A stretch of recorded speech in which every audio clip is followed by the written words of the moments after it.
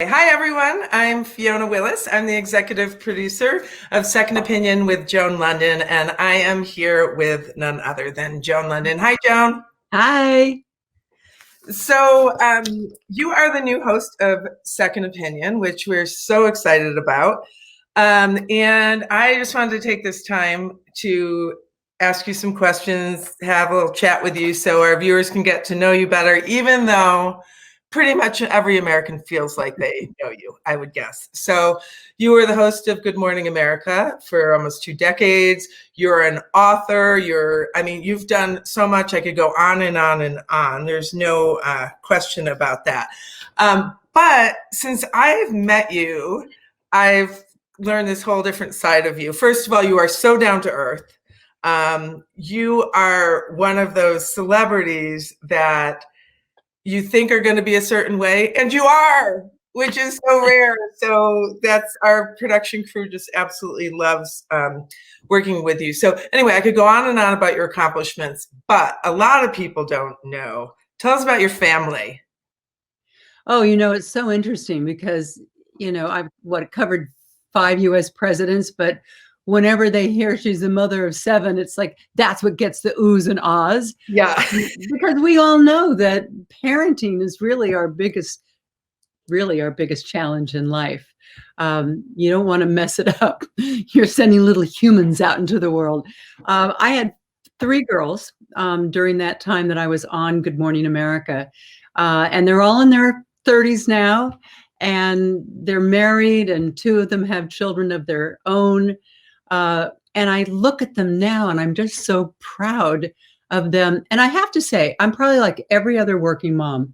I always worried, am I doing the right thing, working and parenting? Like you're always walking that tightrope. And when I see them now and they say to me, maybe you weren't there to like pick us up in the pickup line, but we saw you doing so many different things in life, and that expanded our idea of what possibilities there were in store for us. And they all work, and they're all creative, and they think big and outside of the box, but they're also wonderful mommies. So, and now I've got 4 teenagers, 2 sets of twins, 15 and 17 years old, and they're all under this roof, remote learning. I can't imagine. But it's so true. I have 4 kids, and you do, as a working mom, you're always questioning, what am I doing? Am I doing this right? And the greatest thing you can hear from your kids now that they're becoming adults is they say, like, you taught us the value of work, and Yeah. I love what I do for a living. I never ever wake up and think, oh, I'd like to do something I love, and my kids know that. I don't think I've ever once complained about my job.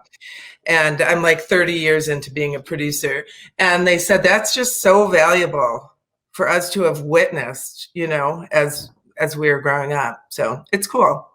Yeah, I love that I chose my profession. People think of it as very glamorous. It's a lot of hard work right along with that. I got up every morning at 3:30 for 20 years. And my life was dictated by the show.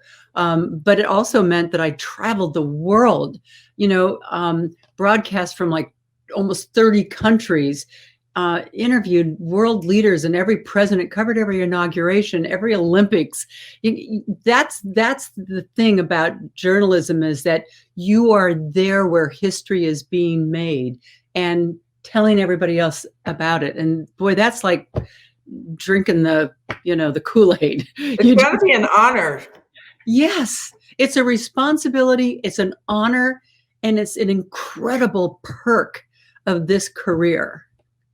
So I think people have this idea of what celebrities' lives are like, which is another thing I've gotten to learn. Like, you'll send a picture of you, like you're cooking, like you don't have a team of people cooking for you, right? And I've at least remotely gotten to meet your husband. So people have this image of a celebrity, but you married a camp director. And the first time I talked to Jeff, your husband, he said to me, it was way harder for you to adjust being the spouse of a camp director than him being a spouse of a celebrity. So just talk to me about your life as a camp person. I don't know if that's true because he's kind of a private guy. I got one of the good ones. What can I say? Yeah. He's just the best guy in the world, and he owns and operates summer camps in the state of Maine. But I think the funny part is, I think he has discovered now as a parent with me that it's easier handling hundreds of children that belong to someone else than sometimes handling your own. And, you know, he was I think he had a little bit of trouble in the beginning because he's so private to step into my world where, I mean, we never sign our life away at any point that I remember anyway. Yeah. But somehow when you are on TV, every part of your personal life is kind of up for grabs and up for critical review. Yeah. Your hairstyle, what you wear, everything. So you have to be able to live in that world. And, you know, he's kind of joined me in that world. Fortunately, I'm so glad I was a TV personality at a time when people didn't hate journalists. I mean, Yeah. I wouldn't want to go back to it today. And it makes me so sad what's happened to it. You know, and I hear from, you know, my 75,000 best friends on Facebook that I don't all know personally, but I have a relationship with, and they keep saying, I wish that it was like it used to be. You know, we never doubted for a minute anything that you and anybody else said on the news. And they didn't have to, right? It's just such a different world. Yeah.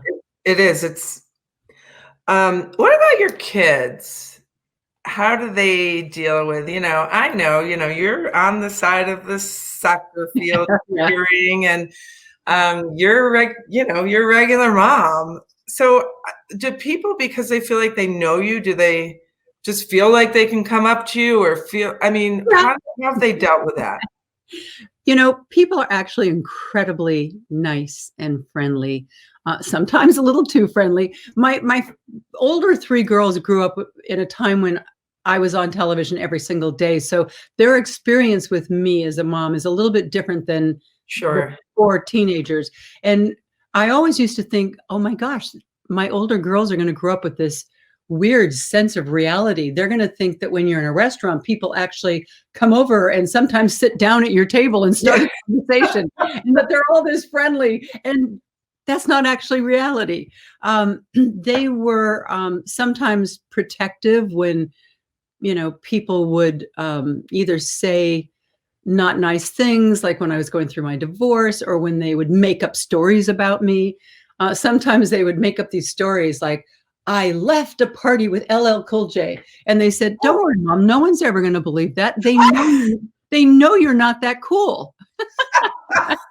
But they would be protective of me. Yeah. Now, the next crop of ankle biters, they don't have this exact same experience. And sometimes when people really stop and like go over, like you're just have always been my idol and blah, blah, blah, you almost see their little minds working like, is she talking about my mom? Yeah. That's fascinating. They understand it, but they didn't really experience it like the three older ones. But I try to take all that and instill in them what my parents instilled in me, which is my mom always used to say, I want to help you expand your horizon. She wanted me to want more in the world. She wanted me to make a big mark in the world. She wanted me to go out there, see what the world needs and find my place in it. And that made an indelible impression on me, and I think led me to my life's career.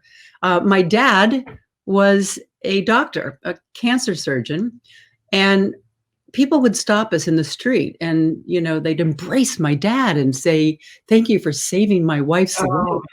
I mean, who wouldn't want to be that? Yeah. Always thought I would grow up to be a doctor. And then the summer before college, I went to work in one of the hospitals that he helped to found. And I found out pretty fast that scalpels and needles Yeah. were not going to be a part of my career.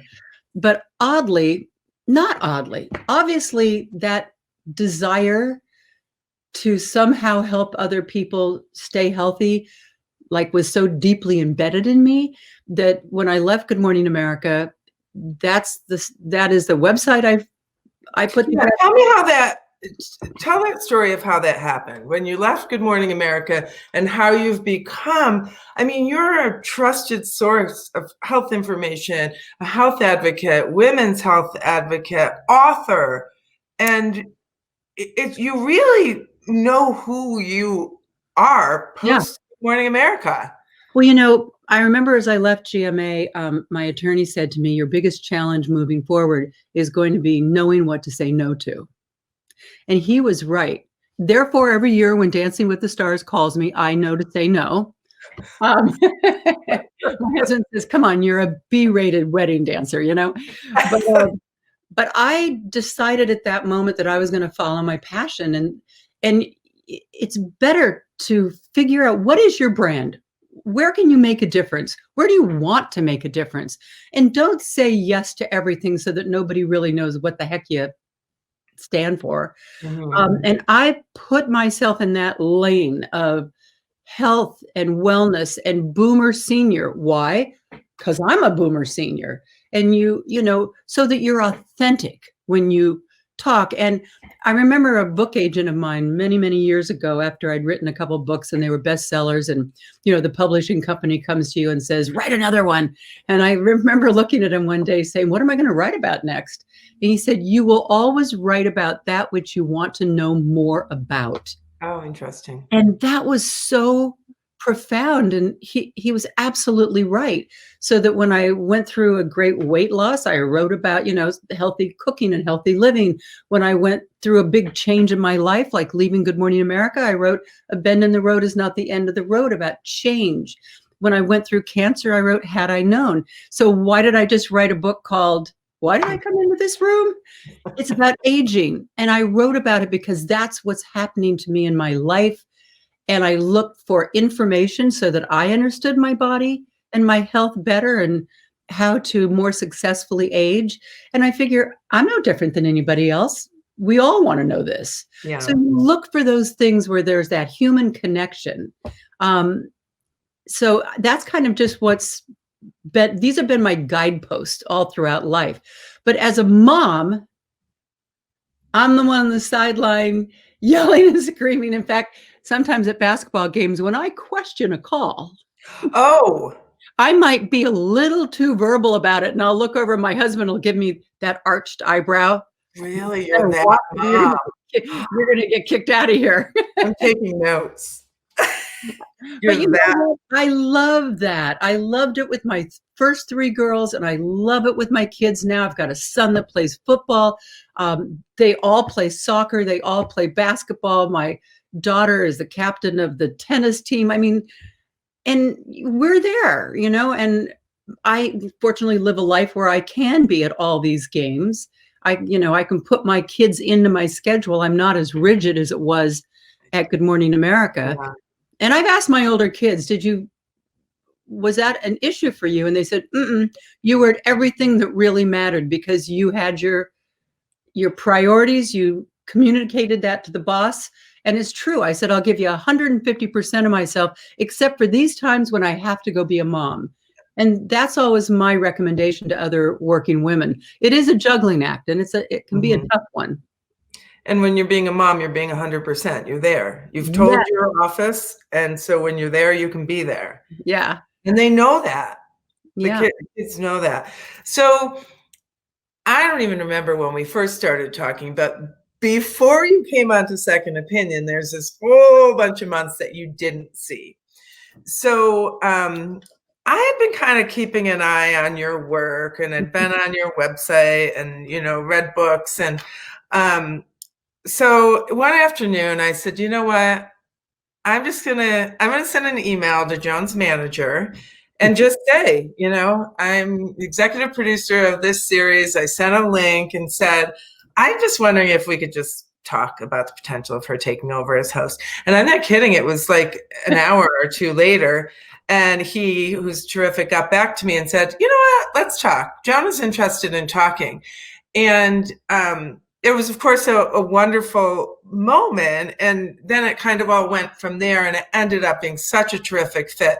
Not just you with the show, but you with the producers, you with the crew. It's just been easy, right? It's been easy to kind of become a little new family. But why? Why Second Opinion? Why public television? That's what I want to know. Well, I mean, it was the right fit for me. I mean, when something comes up in front of you and you think, oh my God, couldn't be more perfect. It's disseminating health information, my core passion. It's interviewing experts. That's my expertise.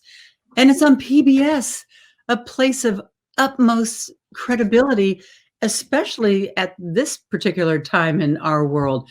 It was such a perfect fit that I literally did a happy dance. Oh, that's you should have seen our happy dance. And what you have been through some personal experiences that I think really uniquely prepared you. So this is the first time, people know, this is the first time we've had a host who is not a doctor, right? And I like to play one, but yeah. And I've always really felt that a layperson, as I call ourselves, who know just enough to be dangerous, that we hear the experts in a different way, and we would ask different questions because we don't already, necessarily, you ask different questions basically. But you came to the host chair with these health experiences. Just talk to me about yourself, about your mom. Yeah, I think that in addition to, 20 years of live television, interviewing experts in every field of life, it's also the fact that, like so many other people who will watch this show, I'm a mom and I went through all the issues of raising children.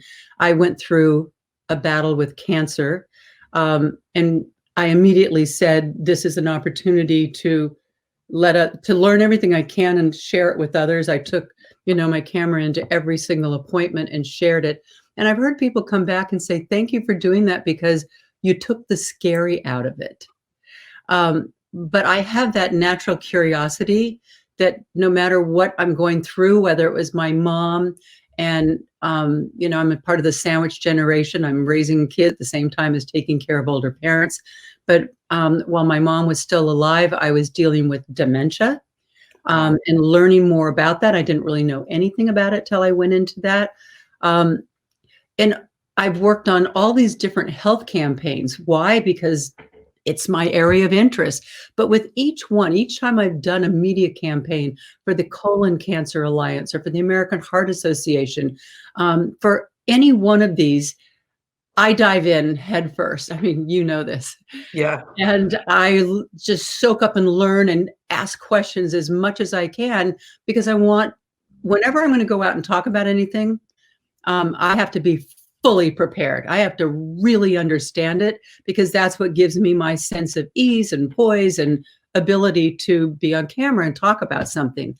And, that's kind of what's brought me to have written all these different books about healthcare and, and spearheading all these campaigns. And by doing all that, you end up with somewhat of a fluency in that field, in the field of health, in the field of aging, and in the field of boomers, seniors, the field of breast cancer, because you've just, I've gone to Washington and lobbied breast cancer patients and for, to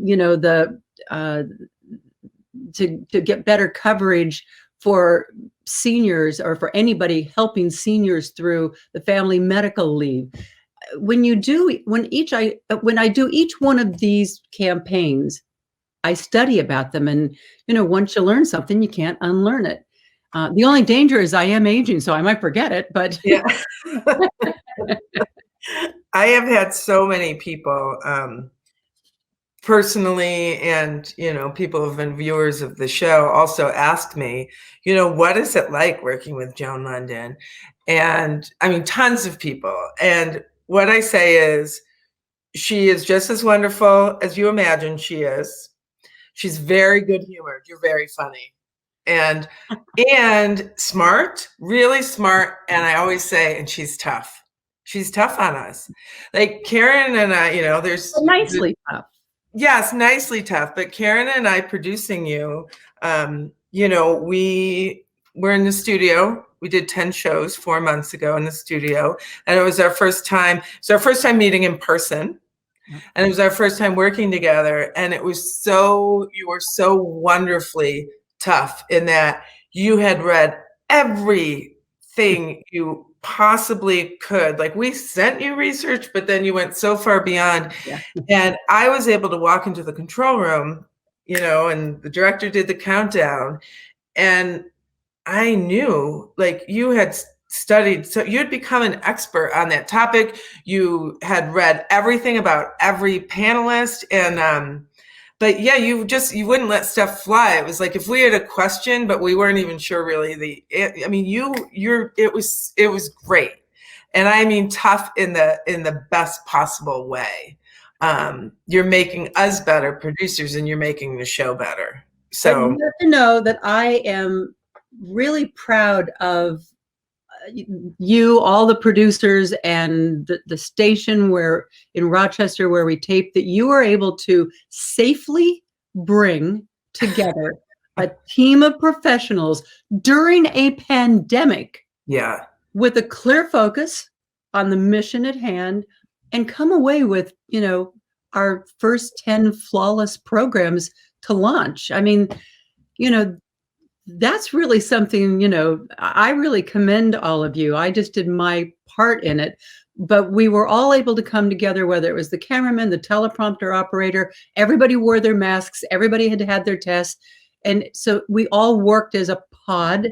We could feel safe together. And I mean, that's saying something, the saying, the show must go on. Yeah, we all had, in the control room, we all had plexiglass between us. And WXXI really, from, March on, they really changed things. So the show could go on in all areas. So what's the most challenging part of Second Opinion?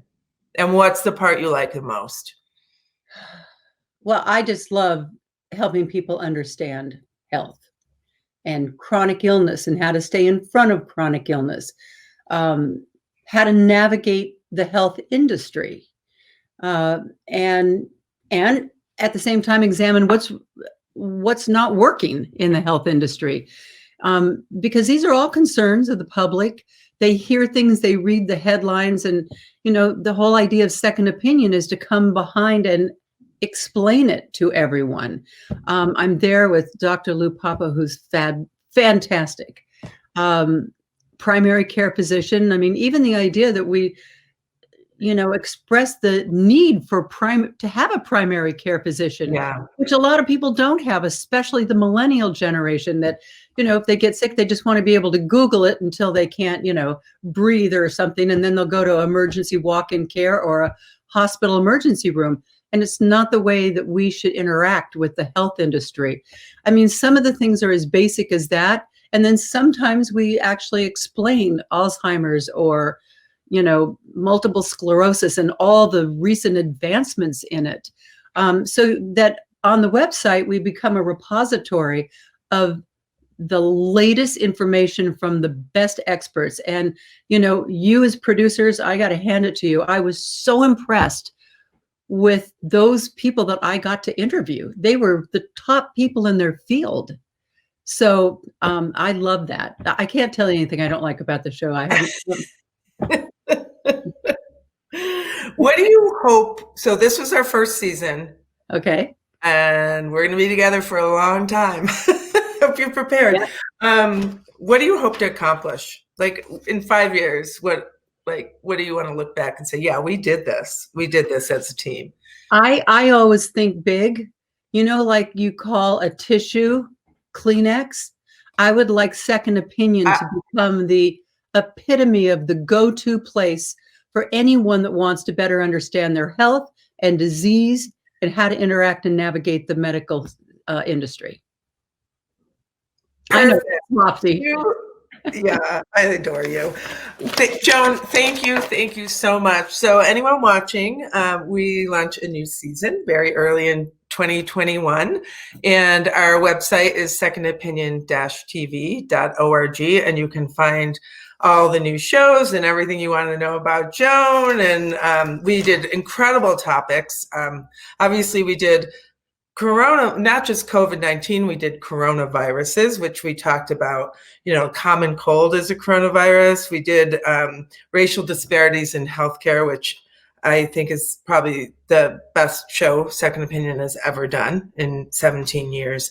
But we really we covered a wide range of topics and issues that we could not have done without you. So anyway, Joan, thank you so much for doing this interview. You know me, I'm a behind the camera person. It's not very comfortable. So thank you for doing it. Thanks so much, Joan. Bye-bye.